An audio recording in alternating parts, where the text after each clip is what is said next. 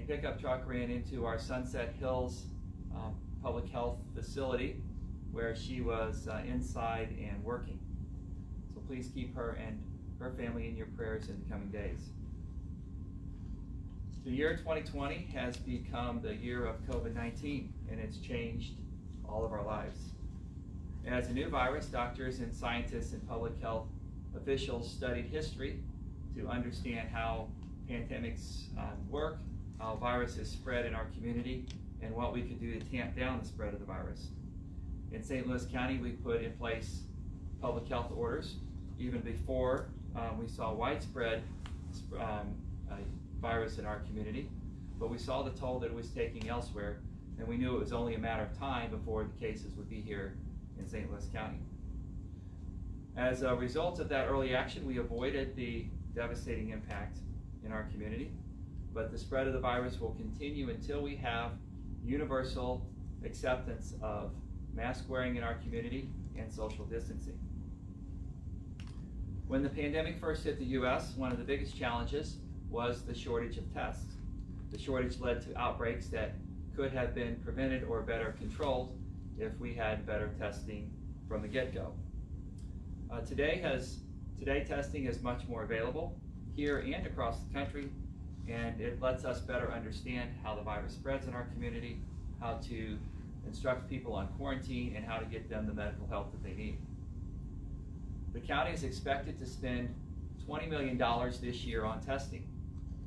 We recently purchased 30,000 saliva tests, and we began administering those tests Wednesday in our public health facilities. The nasal swab, or the PCR test, continues to be the gold standard. And in our public health facilities, we will continue administering the nasal swab test in addition to the saliva test. And it's important whenever investing in a new technology that we compare it to the gold standard to make sure that the results are accurate and reliable.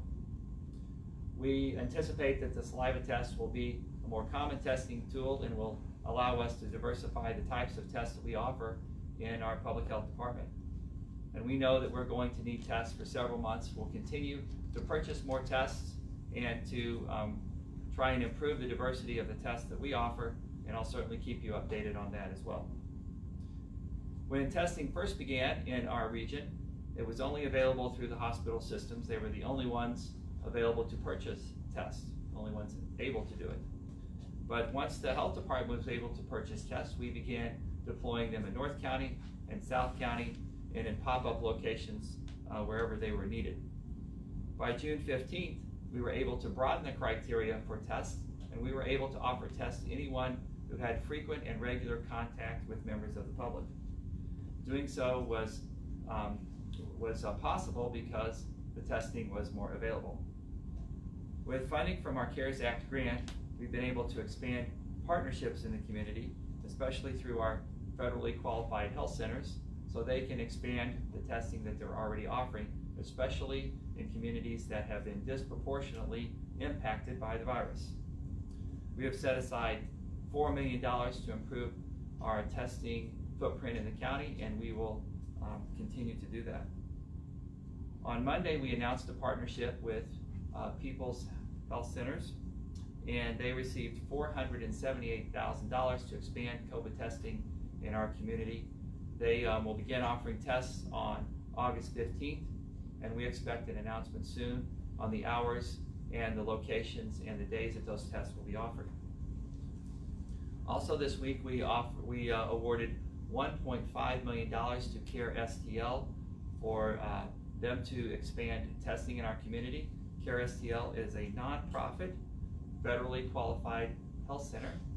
They will be able to perform at least 700 tests per month throughout the community in multiple locations, many of these also in North St. Louis County.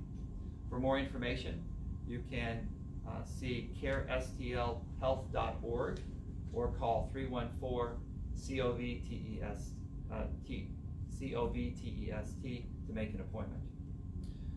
You can always follow along what the county is doing on our portal, our transparency portal at stlcorona.com.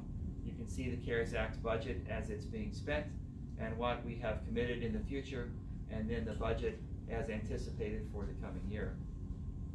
This includes checks that are being sent to small businesses in our community as part of the economic relief efforts. My office continues to work closely with the County Council, their Oversight Committee, as they help to advise and direct us in the spending of the funds to get them to the areas that are needed the most. And this includes daycare, utility assistance, rent assistance, food distribution, and of course, expanded testing. So please continue doing your part to help us limit the spread of COVID in our community. That means mask wearing, social distancing, and frequent hand washing. And I would be glad to answer any questions. Doug, do you have anything? I just wanted a point of clarity. The Peoples was 578,000. 578,000 to Peoples. That's correct. Yeah, I may have misspoken today. Other than that, I don't have any other questions. Questions on Facebook Live? Okay. Thank you very much.